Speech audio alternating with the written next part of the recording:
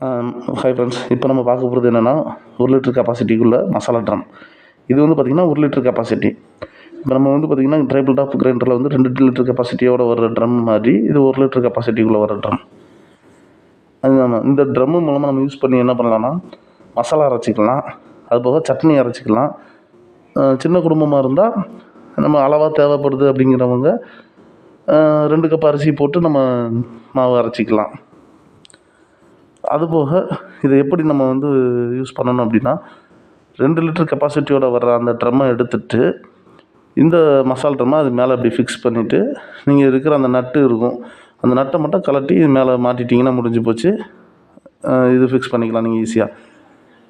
அதே மாதிரி இதோட யூசஸ் தெரிஞ்சுக்கிட்டு தமிழ்நாடு ஃபுல்லாக நம்ம வந்து இப்போ கொடுக்குறோம் பார்த்தீங்களா, அவங்க வாங்கிட்டு திரும்ப இது வேணும்னு சொல்லி தனியாக ஆர்டர் பண்ணுறீங்க. அப்படி ஆர்டர் பண்ணுறனால உங்களுக்கு 1000 ரூபா எக்ஸ்ட்ரா